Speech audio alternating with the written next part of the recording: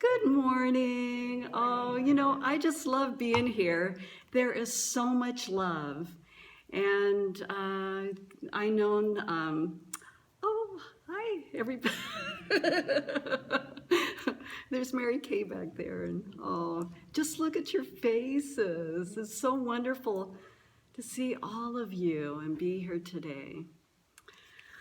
So, our talk today is about beyond learning. And what does that mean? So when we first come into the world, we're these beautiful little unconditional bundles of love. We love everything about ourselves, and we love everybody that's in our world. And then what happens? That as we start to grow, our parents may have issues, and they may project those on us, or we may have a teacher that isn't uplifting and supportive. And then that doesn't even count till when you get to the news and commercials and what race consciousness, what is out there, projects on us. And so what happens is that we start getting all these limits and old tapes and reasons why we can't be who and what we are, and we become afraid. And so what has to happen, and Jesus said it so perfectly, is that to enter the kingdom of God, we need to become like children, innocent and free, and remembering who we really are, with no limits and no limitations and no old tapes. But what do we do? We all want to be in that safe spot. And so what happens is we end up staying maybe in a job or a career or a relationship or a city or just on and on and on. We play it safe. And to get past that, we need to step into the unknown. So what does that do to you? Stepping into the unknown. How does that make you feel?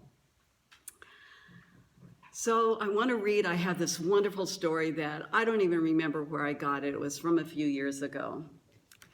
And it's one of the most powerful stories about stepping into the unknown is the biblical account of the Israelis' escape from Egypt, as described in Exodus.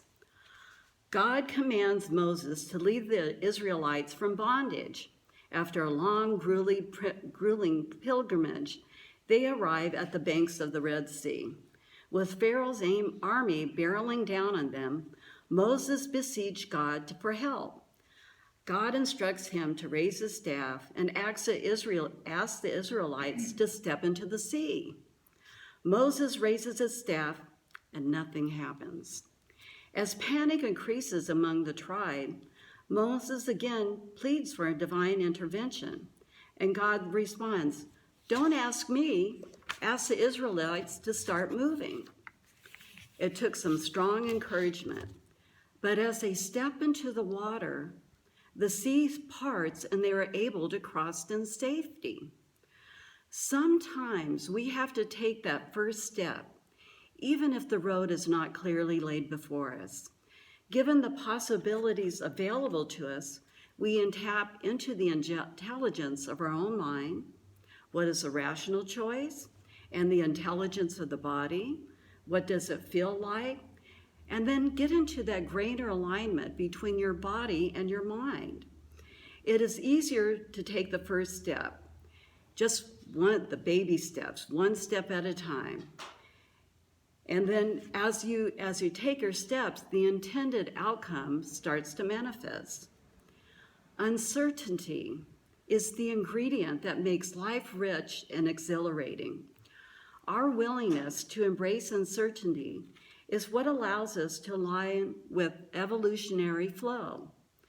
Step into the river and allow the current of life to carry you home to the sea of eternity. So what happens when you step into that unknown? You step into a vortex when you're willing to let go of the past and then step into the future. And what happens, it creates a vortex that there are all these possibilities. You move to a new city. You don't know what's going to happen. You may not have a job, or you don't know the friends or the people you meet. But just trusting the possibilities. Because in spite of whatever learning you may have, the universe is conspiring in your favor. If you base your future on what's known, you limit yourself. You limit yourself to what has happened before. Maybe you've had a certain amount of jobs. You studied so hard to be in a career, but something else is calling you. And what are you supposed to do? Leave your accounting career. Not that that's a bad thing. and then step into, maybe you've always wanted to be a singer. There are just a full range of possibilities. And so it's taking that willingness to take those little baby steps. And I'm not talking about jumping off that cliff, which we feel like even when we take those little baby steps, but maybe trusting the process and really meditating, doing your spiritual work, listening, working with maybe Reverend Gay as a counselor or a practitioner, or having prayer, someone do prayer with you, get a prayer partner. Having that support will help you. I mean, there's one thing about, if you want to step into the unknown, there's no better place to be here than here every Sunday, because that's what the support you're going to get. I mean, where else could you go and walk into a place like this and say, you know what, I just got fired from my job. And everybody goes, oh, that's so wonderful. You have all these possibilities. I wonder what wonderful thing is going to happen, right? Isn't that what happened? It happens. So what happens is most of us fear the unknown or fear moving forward because we're afraid of loss. But sometimes to move forward, we're going to have to lose something. It may look like loss. It may feel like loss. And we can work around that and grieve and feel those feelings and process that. But how many times are you so thankful you didn't get what you prayed for? Right?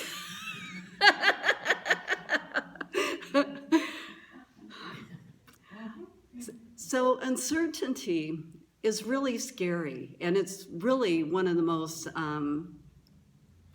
scary things, and really sets people off because we want to know what the next step is going to be. We want to know what's going to happen. I saw this wonderful interview on, her name was Katrine Volinesky. She was a child in Chernobyl. So and you know what happened there, the nuclear waste and everything, it blew up, and just horrible things happened to her village and her community. And so she was just a child, and the good thing about this is that she was able to overcome, and she even had a child, which she's super healthy and everything, but she used the same kind of techniques that we teach here and was able to raise up and go beyond and create a healing life and now teach this kind of stuff.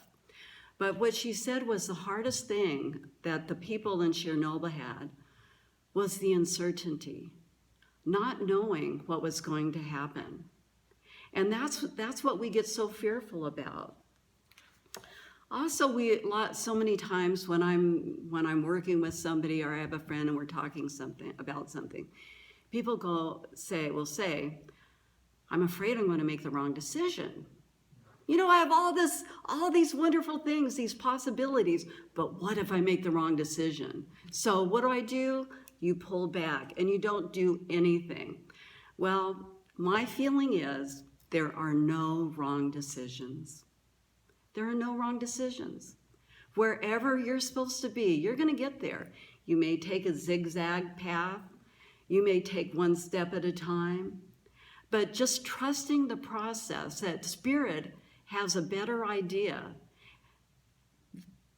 Spirit might have a better idea than we do in our little limited lives that we have. So someone may say, you know, I'm 40, I don't want to go back to school. I'm 50, I don't want to go back to school. I'm 60, I'm 70. But what's going to happen if you don't go back to school and take a class or get a degree? You're still going to be 60, 70, 80, 90, however old. You know, why not do it today? Why not if there's something that is really calling you and you have a passion and a love and a calling to your heart, you have no idea where, you know, and sometimes that carrot may be something that pulls you in a different direction. You don't know. You know, Spirit sets things up like this, that maybe we're going to move to a new city because we have a new relationship, we're in love, and something wonderful is going to happen. And then you move there, you move to a new city, and the relationship falls apart. But then you end up having this wonderful career or a whole new community that wouldn't have been possible at the place you were before. So many times we have things that happen where we have to take this chance. I had this friend, Gordon, and he was living in the Hamptons with his partner, had a wonderful life, and the relationship ended. And so he packed up his car. He had no idea what he was going to do or where he was going to go. He drove across the country and came to San Diego. He ended up becoming the director of events at the Chopra Center. Now, if he would have played it safe and stayed in the Hamptons, he never would have had the opportunity. I'm also a real estate agent, and it's very interesting because my real estate ministry, it's a real estate ministry, that's what I call it, because everything we do, when you get into this work, everything you do is your ministry, right? Right, Gay? And so I had this new client, and I went and met with her, and she goes, you know, Rebecca, I've been praying over this. She was in her 60s, she wanted to retire, and she had this beautiful home, this big, beautiful home that had outgrown its use. She was the only one living there, and the maintenance was high, and it was expensive. And now it was right at the top of the bubble, so she could really sell it for the perfect amount of money. And so for her story, she took a chance on selling her home. And I told her, I said, now, you know that by Monday, we're going to put your home up today, Friday. By Monday, it's going to be sold. We'll be in escrow because that's what was going on. It's a seller's market. What are you going to do? She said, I don't know. I have no idea. I don't know what I'm going to do. I'm just going to, you know, I just feel like right now, this is what I should do. I've been praying on it. This is the right thing to do. So the next day I talked to her and she goes, you know what happened? My daughter, she has 4 children. My daughter has to have knee surgery. And she asked me to come stay with her for 4 months. How could that have, I mean, there's no way we could have planned that. And so this gave her the time that she needed to really process her move, to really figure out what she wanted to do, what area of town. It was just like it unfolded perfectly. But it took her stepping into the unknown, not playing it safe, listening to her higher wisdom, praying to God. So sometimes there is a time issue. And my absolute favorite story about treatment is about my friend Dorothy. So Dorothy was 54, and she was in her first Science of Mind class, year 1. And so as a part of the class, everybody got to ask for something that the whole room, the whole class would treat for. So she said, you know, I've always wanted to have a baby. And they said, are you sure you really want to do this? And so at 54, she had always had fertility issues. She had tried in vitro and all kinds of things, and nothing had ever worked.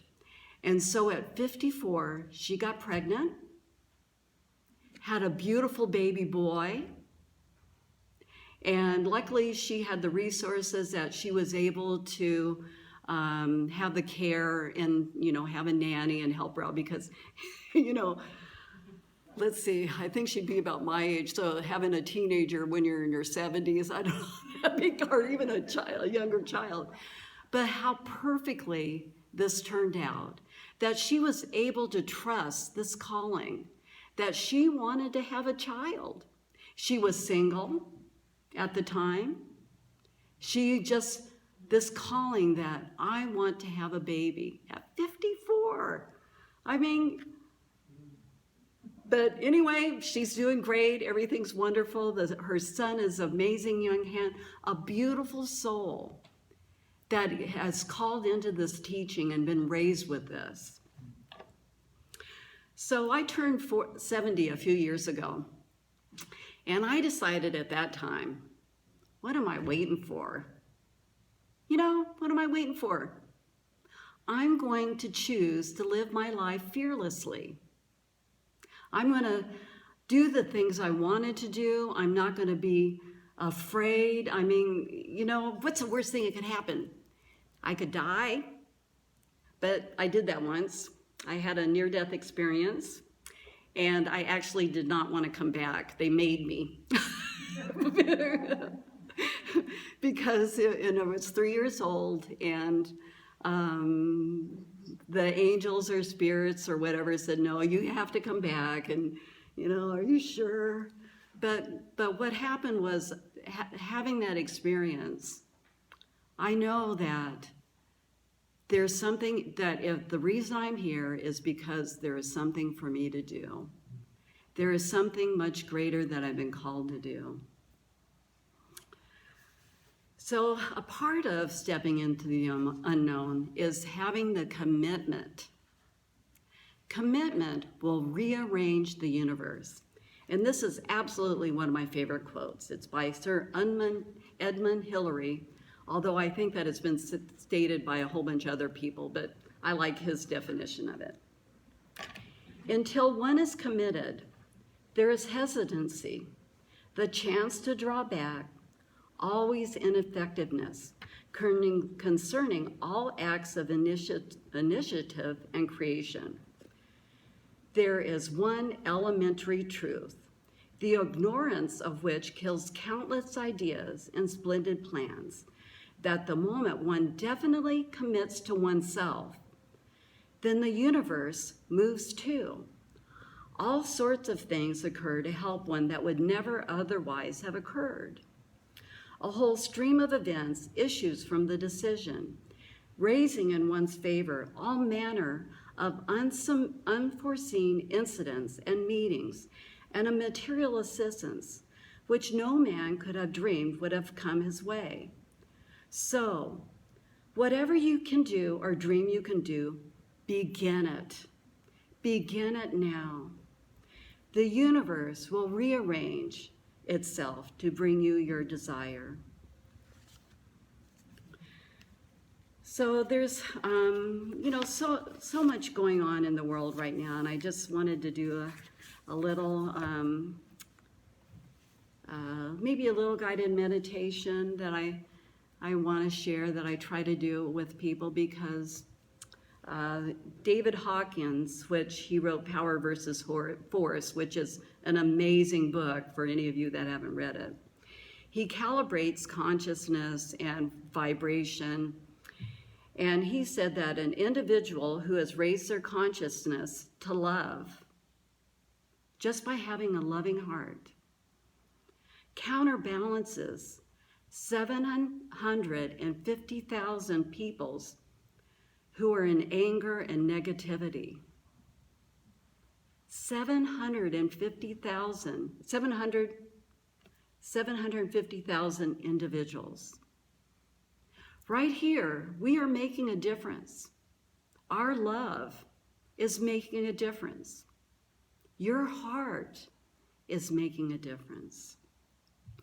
So I just want to call us together for just a moment and go into a silence, and I'll just do a little guided meditation. Oh, so let's just take a breath together. And then just let it go. As we come together in a consciousness of love and healing.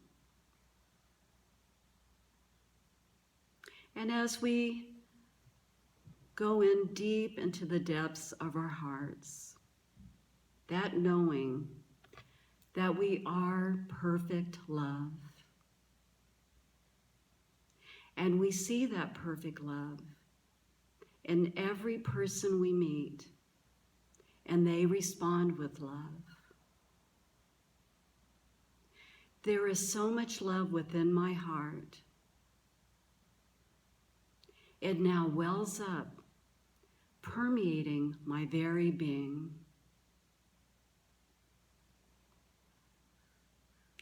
This love now wells up and radiates out in all directions, blessing and touching and healing everyone and everything in my experience. There is so much love within my heart. It now covers the entire room.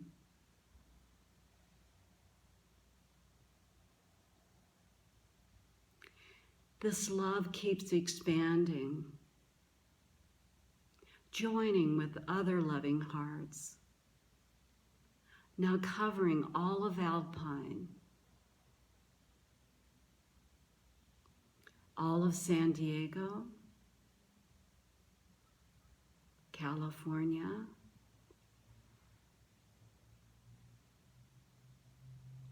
this love keeps expanding and joining with other loving hearts, now covering all of the United States.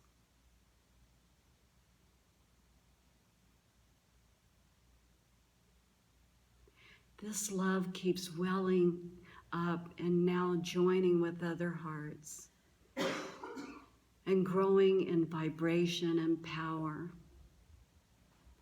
now covering the entire planet.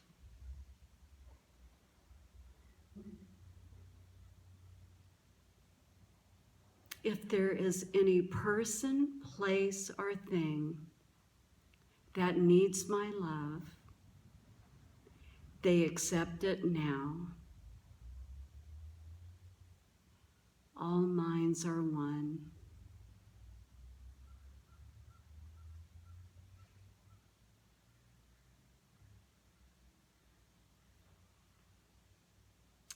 Okay, let's bring our attention back to the room. So just remember that your loving heart can change the universe, can make a difference. And if you're getting a gentle nudging, think about what I said today. What are you waiting for? Really? Is this all you got? What else is possible?